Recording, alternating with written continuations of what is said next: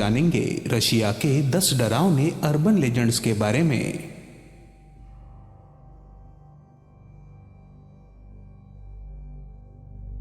Ivan Vasily.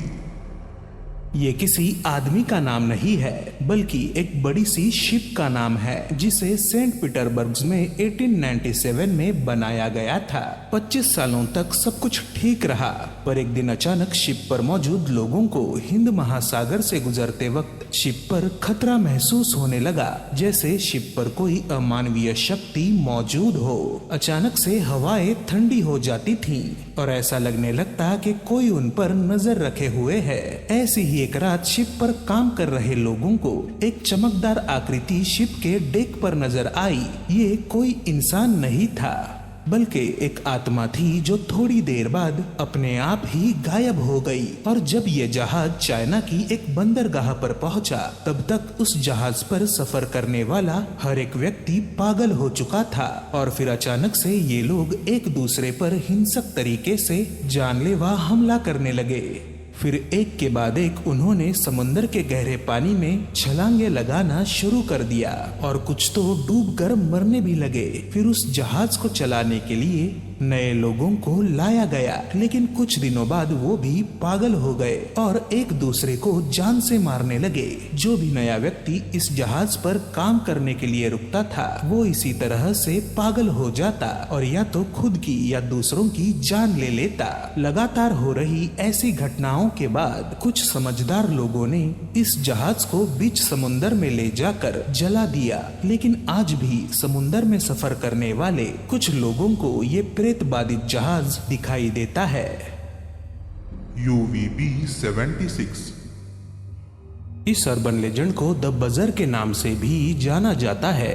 ये एक shortwave radio station है जिससे दिन भर एक मोनोटोनस बजिंग की आवाज सुनाई जाती है और ये साल 1973 से आज तक लगातार जारी है।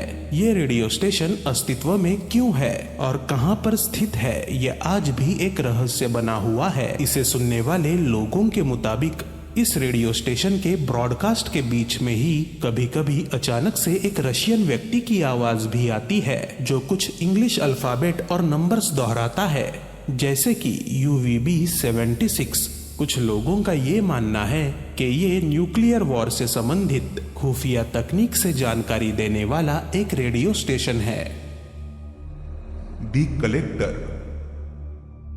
एक रशियन अर्बन लेजेंड के मुताबिक एक अनजान व्यक्ति को नाम दिया गया है द कलेक्टर। ये लोगों को अगवा कर ले जाता है और उन्हें मौत के घाट उतार देता है। फिर उनके शवों पर एक रासायनिक मिश्रण लगाकर वो उन लाशों को सड़ने नहीं देता और फिर इन सुखाई गई लाशों को सजाकर वो किसी ट्रॉफी की तरह अपने घर में रखता है। पर यह अर्बन लेजेंड साल 2011 में सच साबित हो गया जब एक ऐसा शख्स पकड़ा गया जो लोगों की ताजा कब्रों में से उनके शवों को खोद कर निकाल लेता था। फिर इन लाशों को अपने घर ले जाके नए कपड़े पहनाने के बाद अपने कमरे में सजा कर रख देता। पुलिस ने इस अजीब व्यक्ति के घर से उस वक्त 29 लाशों को बरामद किया था। Well to hell. ये घटनाएं 1990s में साइबेरिया इस जगह पर हुई थी। नैसर्गिक वायु की खोज कर रहे कुछ इंजीनियर्स ने कोआला नाम की जगह पर ड्रिल लगाना शुरू कर दिया। कुछ गहराई तक ड्रिल लगाने के बाद उन्हें नैसर्गिक वायु का भंडार मिला और साथ ही में उन्होंने सोने की खोज भी कर ली। और सोने की इस मौल्यवान खोज के बाद उन्हें लग रहा था कि अगर हम ज्यादा गहराई तक ड्रिल लगाएंगे तो हमें और भी सोना प्राप्त हो सकता है। लेकिन और भी गहराई तक खुदाई करने के बावजूद उन्हें कुछ भी नहीं मिला, पर लालच की वजह से उन्होंने खुदाई जारी रखी। अब तक वो कई किलोमीटर की गहराई तक खुदाई कर चुके थे। तभी अचानक से एक बड़ा सा विस्फोट हुआ। जमीन में हुए इस बड़े से विस्फोट के कारण सतह टूटकर एक बड़ा सा गड्ढा बन गया। फिर उन इंजीनियर्स को उस गड्ढे के अंदर क्या है ये जानने की जिज्ञासा होने लगी। उस बड़े से गड्ढे के अंदर क्या है ये देखने के लिए उन्होंने अपने कुछ वैज्ञानिक उपकरण धातु से बनी एक रस्सी के सहारे उस गड्ढे के अंदर उतारना शुरू कर दिया। इन उपकरणों में एक माइक्रोफोन भी था जिससे गड्ढे के अंदर की आवाजें सतह पर मौजूद इंजीनियर सुन रहे थे और उन्हें रिकॉर्ड भी किया जा रहा था। लेकिन गड्ढे के अंदर का तापमान 2000 डिग्री से भी ज्यादा था जिससे उनके सारे उपकरण पिघलने लगे। लेकिन पिघलने से पहले उस माइक्रोफोन से कुछ डरावनी आवाजें रिकॉर्ड की गई थीं और वो रिकॉर्डिंग सुनने के बाद सारे इंजीनियर्स चौंक गए थे और एक इंजीनियर तो इतना डर गया कि उसने इस काम से इस्तीफा ही दे दिया। उसका कहना था कि रिकॉर्डिंग में सुनाई दे रही आवाजें नरक की आग में जल रहे लोगों की दर्द भरी चीखें हैं। फिर दूसरे दिन उस जगह पर जो लोग उपस्थित थे उन्होंने एक दिल दहला देने वाला नजारा देखा। उस गड्ढे में अचानक से एक धमाकेदार विस्फोट हुआ जिसके बाद काला धुआं ऊपर उठने लगा और इस काले धुएं से एक आकृति बनी जिसके 2 लंबे पंख थे और वो शैतानी आकृति बोली, मैं पाताल में जीत चुका हूँ, अब मैं धरती पर राज करूंगा। मेट्रो 2। मॉस्को के अंडरग्राउंड मेट्रो सिस्टम में कुछ अतिरिक्त सबवे टनल्स हैं जो रोजाना इस्तेमाल नहीं होते। मॉस्को के रहिवासियों के मुताबिक इन टनल्स में रात के वक्त कुछ बहुत ही खुफिया गतिविधि होती है। कई लोगों का ऐसा भी मानना है कि ये सबवे टनल्स प्रेत बाधित हैं और इनमें रेडिएशन से ग्रस्त बड़े बड़े विकृत जानवर जैसे कि बड़े चूहे, कुत्ते और बिल्लियां भी रहती हैं। ब्लैक वोल्गा। 1960 और 70 के दशक में जब कोल्ड वॉर अपने जोरों पर था तब रशिया में किसी और बात के भी चर्चे हो रहे थे और वो थी ब्लैक वोल्गा, काले रंग की एक रहस्यमयी कार। रशिया में एक ऐसी मान्यता थी कि रात को सुनसान सड़कों पर से ये कार गुजरती थी। ये ब्लैक वोल्गा नामक एक विशिष्ट मॉडल की कार थी जो उस वक्त सिर्फ बहुत अमीर लोगों के पास होती थी और इस कार को चला रहे कुछ अनजान लोग रात को सुनसान सड़कों पर से गुजर रहे ज्यादातर जवान लोग और छोटे बच्चों को इस कार के अंदर खींचकर अगवा कर ले जाते थे। कुछ लोगों का तो ये भी मानना था कि इस कार को वैम्पायर्स का एक गुट चला रहा है जो अगवा किए लोगों का खून पी जाते हैं या फिर इस हॉन्टेड कार को खुद शैतान ही चलाता है। सिर्फ इतना ही नहीं, इस अर्बन लेजेंड से तो एक श्राप भी जुड़ा था जिसके मुताबिक जो भी ब्लैक वोल्गा नामक इस अर्बन लेजेंड को एक मनगढ़ंत कहानी या झूठ समझकर उसका मजाक उड़ाता था उसकी 24 घंटों के अंदर ही रहस्यमय तरीके से मौत हो जाती थी। Yellow curtains.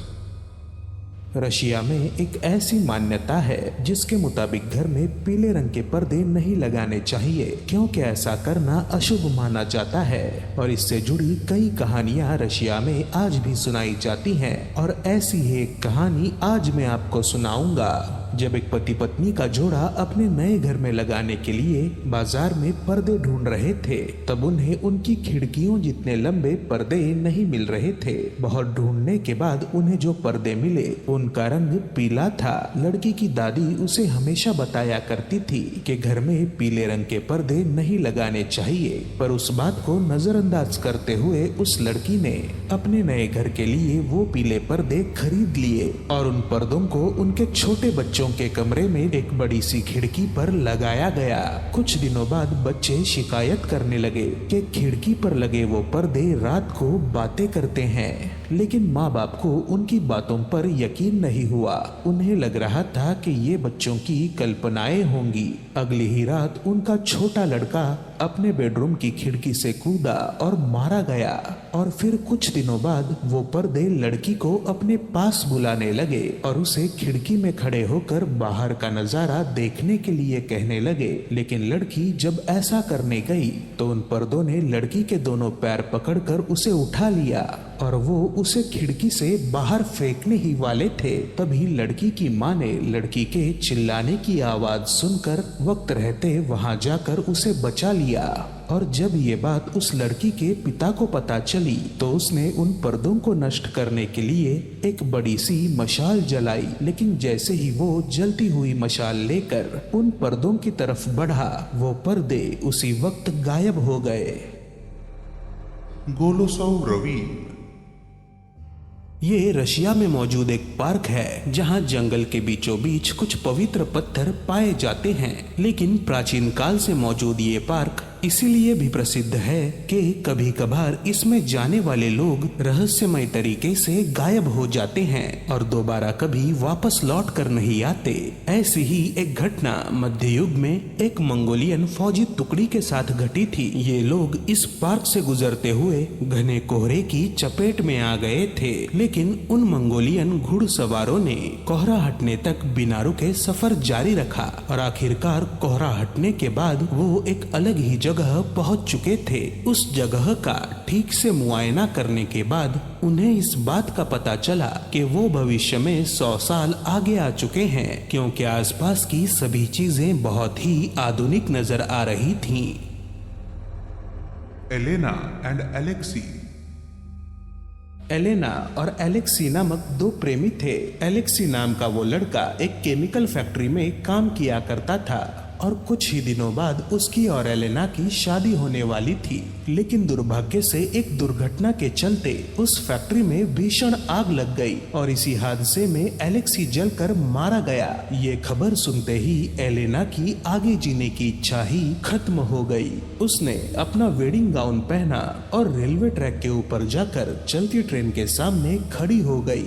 एलेना की इस आत्महत्या की घटना के बाद से अक्सर लोगों को वेडिंग गाउन पहनी एक लड़की दिखाई देती है जो चलती ट्रेन के सामने जाकर गायब हो जाती है। Black bird of Chernobyl.